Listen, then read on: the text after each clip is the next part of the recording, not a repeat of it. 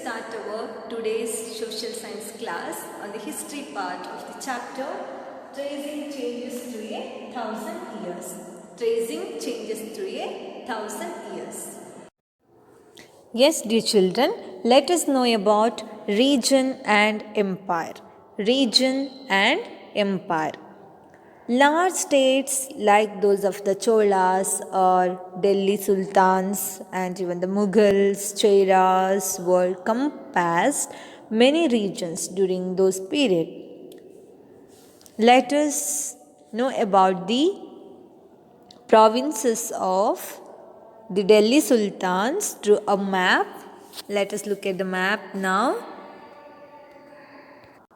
Just glance the provinces of the Delhi Sultanate during the Muhammad Tughlaq's reign according to the Egyptian source by Masalik al-Abza fi Mumalik al-Amsar of the Shibabuddin Umari. Now let us know about this through the Roman numbers. Just glance this map, observe the Roman numbers, and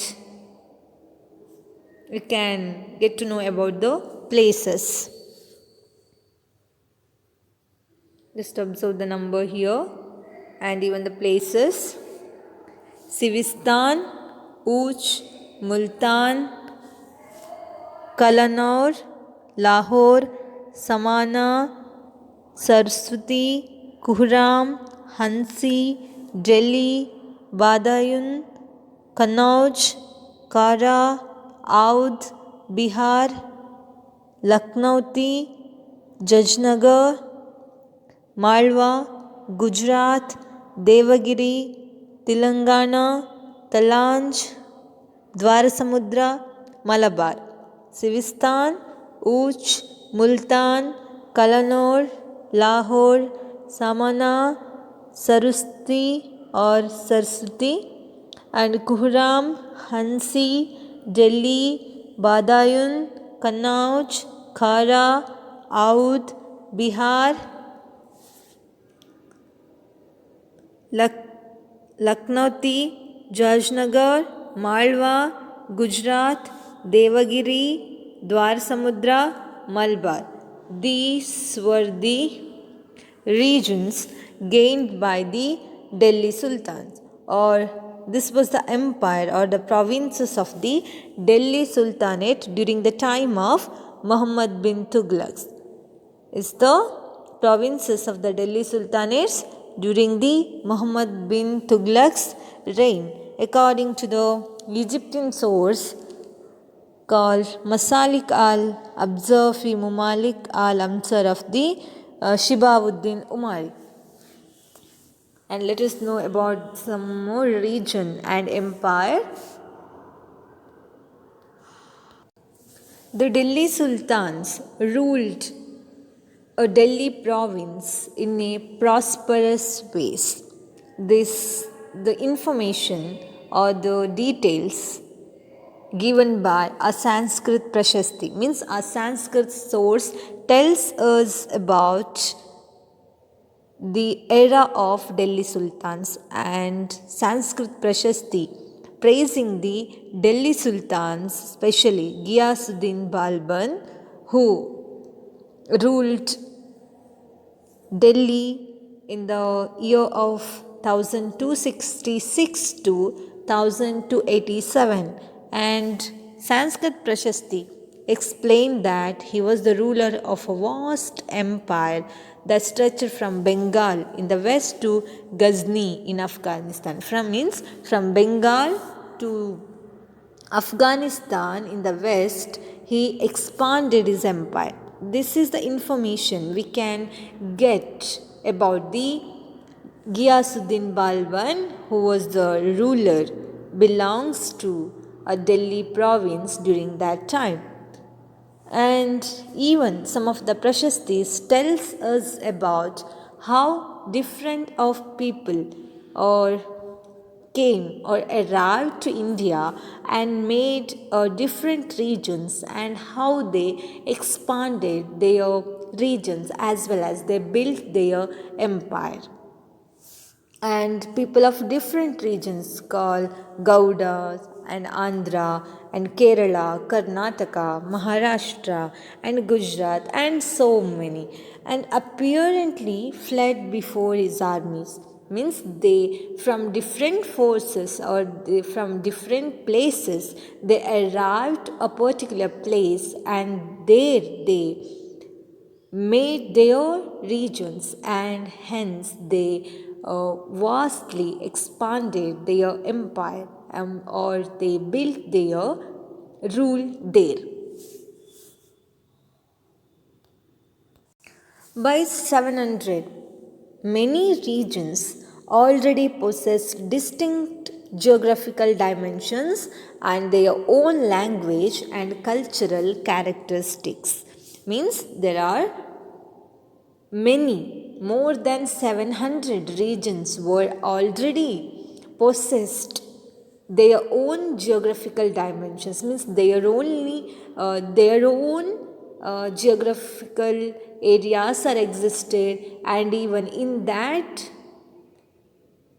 geographical dimensions, the people who lived there, they practiced their own language, and they practiced their own cultures or beliefs and customs. They practice their own traditions, and or they can practice their own flora and fauna. That particular geographical area has its own flora and fauna. For example, if we comes to the matter of language, in Karnataka people will talk Kannada, and in Maharashtra people will talk Marathi, and in Tamil Nadu Tamil, and in Andhra Pradesh Telugu, and in Kerala Malayalam, etc. So the dimensions of languages were different from place to place, means that depend upon the geographical as well as cultural characteristics, and not only the language, even the lives of the people also changes from one place to another place because of their cultural heritage which existed in that or in that particular region or geography, or because of the geographical dimensions or cultural or language characteristics. In India, there were so many dynasties ruled, and they built their own empire as well as they created a culture of their own. For examples, occasionally dynasties like the Cholas or the Tughlaqs or the Delhi Sultans or the Mughals, they were able to build their own empire, and hence there was also spanning of diverse regions, and their own culture, their own styles were introduced because they built their empire in a particular regions of India, and hence the culture which was existed during that time was started, or the people start to follow that. And one more thing, if a empire was declined in a particular place, definitely one more empire was built there. Means there was a continuity of the rule by one by another, or the enemies which were accessed that places, or the enemies who defeated a particular ruler and later they built their empire, like that there will be continuity, and there was a continuity in the expansion of regions during the past time. And across most of the subcontinent, the regions were left with the legacies behind them. For example, when the Mughal Empire declined in the 18th century, it led to the re-emergence of regional states. Means after the decline of Mughal Empire, other rulers started to rule over that places, But though the Mughal Empire declined, but it left the legacies behind, places which ruled over. And there was a lot of contribution given by the Mughal Empire in the field of architecture or sculptures, art, whatever may be. And even the Delhi Sultans also ruled over Delhi, and even they also left the legacies behind them, or it may be the Maurya dynasty, or it may be the um, Vijayanagara Empire, or the Gupta dynasty, or the Cholas, Cheras, Pandyas, Gangas, Kadambas, whoever it may be, the rulers who ruled in a particular dynasties, or they built empire and they left the legacies, means they left their trademark, or they left the mark, or or portray of their contributions which they given during their time. And even this was apparent in the emergence of many distinct and even the shared traditions and the realms of governance, or it may be maybe in the matter of management of economy, or through in the form of cultures, or it may be in the form of art or language, or even the traditions and customs and their food style, whatever it may be, they led changes as well as their shared traditions. Means there was a mixture of all. It may be the traditions, language, governance, economy, social, culture, administration, etc. Hence, these regions or the empires felt the impact of their on others. Let us know about old and new religions. How was the religions was existed during that time? The 1,000 years of history that we are exploring witnessed major developments in religious traditions, because there were so many rulers ruled over the world, or in India or in other continents and all. They belongs to different kinds of religions. They may be belongs to Islam religion, or they may be belongs to Christian religions, or they may belongs to Hindu or some or other religions. But they witnessed major developments as we comes to the matter of religious or religious traditions. Religion was often closely connected with the social and economic organization of local communities, because religion was witnessed a major developments in the life of people during that time, and people started to believe in the religion, and they believe in the divine, means they started to believe in God. And sometimes that was deeply personal, or but more usually it was collective, means uh, personal means a person believing a God or divine in himself, that is personal. When it comes to the matter of collective, means socially, all are togetherly praying, means in the temple or in the mosque or in the church and all.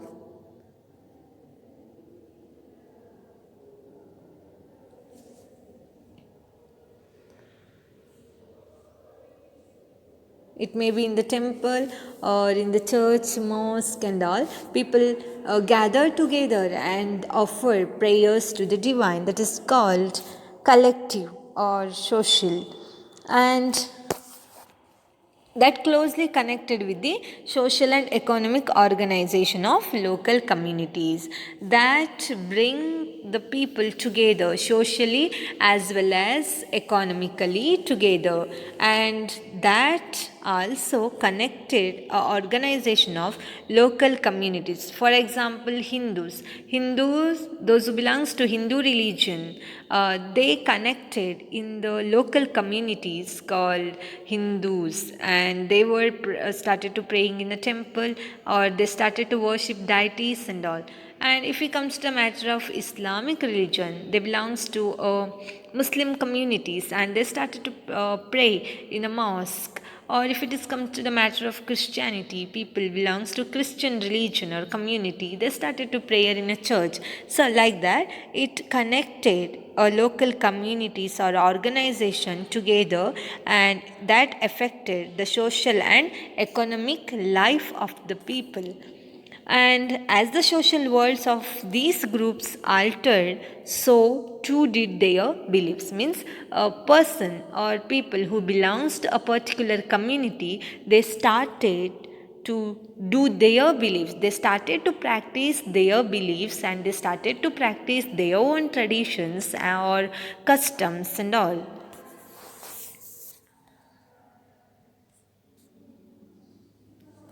And even it was during this period that important changes occurred in what we call Hinduism today. Means this included the worship of new deities. In Hinduism, we can see some of the characteristics of religious nature that occurred during that time. This included the worship of new deities. It may be different kinds of gods or goddesses. They started to worship or offer prayings to different of deities. And there was also the construction of temples by royalty, and the growing importance of brahmanas. Means they started to collect the money, or under the patronage of some of the rulers, there was construction of temples. And even there was a growing importance for Brahmanas, who is called the priest community or the dominant groups in the society which existed during that time. And even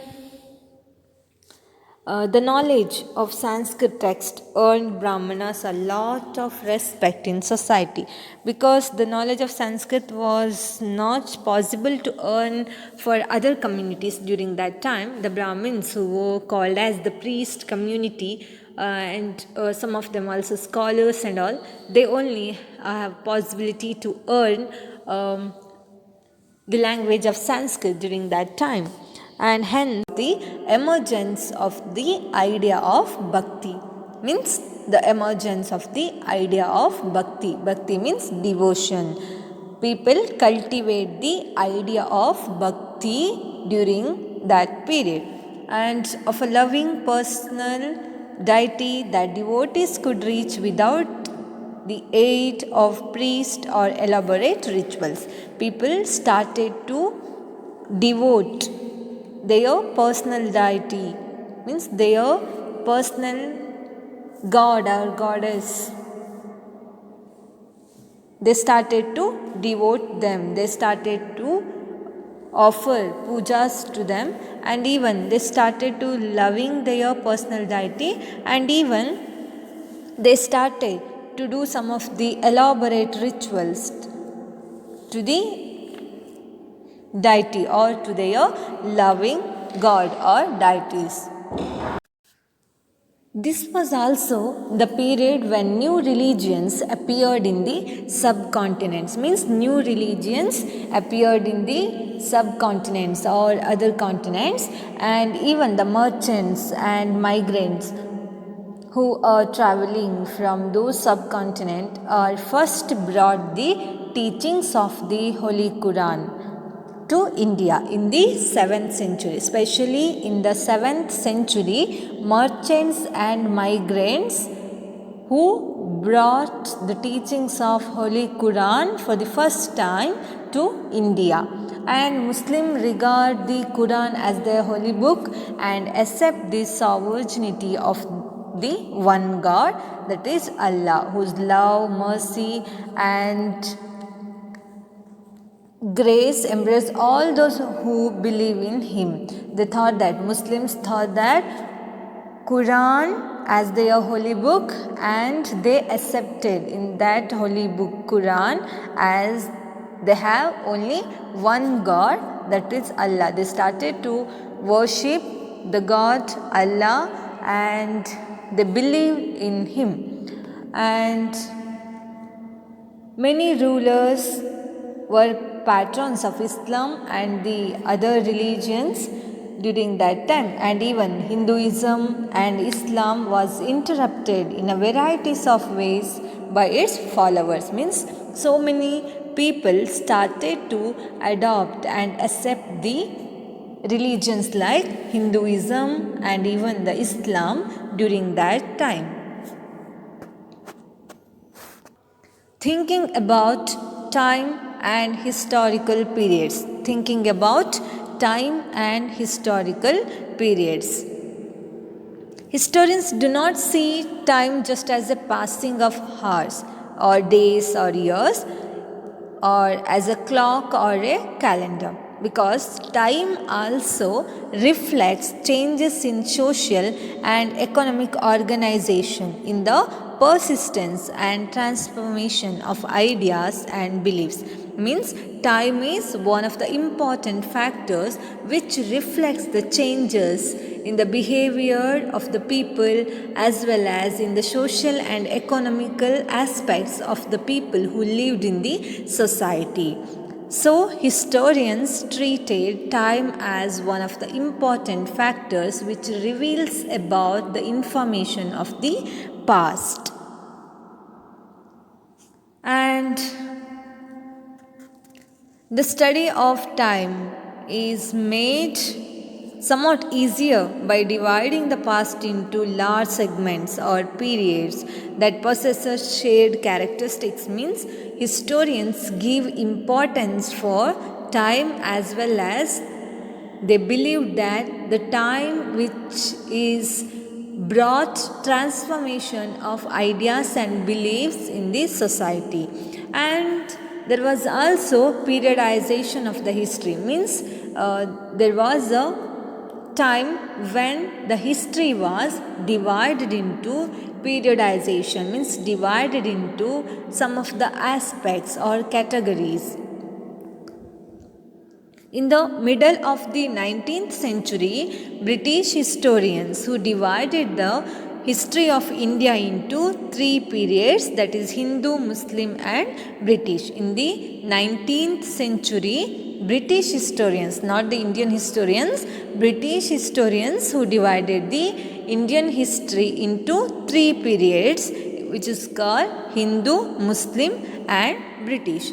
And this division was based on the idea that the religion of rulers was the only important historical change, and that there were no other significant developments in the economy, society or culture, because the British historians divided Indian history into three periods, that is Hindu, Muslim and British. This idea is based on the religion of rulers who ruled during that time, and even which brought some of the changes during that time. Means historical changes took place, but there were no other significant developments took place in the aspects of economy, society or culture during that time. Hence the British historians divided Indian history into Hindu, Muslim and history. This is called periodization of history, means divided the history into different categories, that is called periodization of history. And even several regions reached a level of prosperity that attracted the interest of European trading companies. Means why? Because so many changes or developments took that time. Means the development of Hinduism and Islam as major religions and the arrival of European trading companies took place during that time.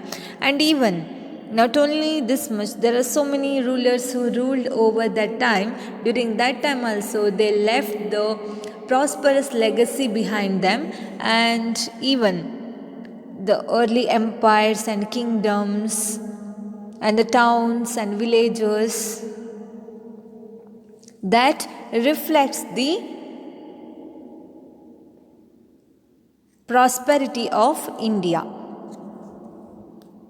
And even the medieval period, which is often contrasted with the modern period. The medieval period is often contrasted with the modern period, means the modernity which carries with it a sense of material progress during that time, means commercial and business development took during the time of modernity, and as we compare to the medieval period. And even in the modernity or in the modern India, there was an intellectual advancement as well as there was a material progress, and even there was a lot of changes or progress or developments took place during that time. So these prosperity or the several regions which reached a level of prosperity that attracted the interest of European traders, and hence they invaded India or they came to India for the trading purpose, or European trading companies established their rule in India because they attracted the prosperity which was existed in India during that time. So there are so many regions and empires and even the old and new religions customs which made India as prosperous and progress during that time, which attracted the European trading companies to invaded India, and that became an idea, or that became the reason to them to begin their trading companies in India. This is all about today's class. Yes, dear children, I hope you understood today's class. Thank you.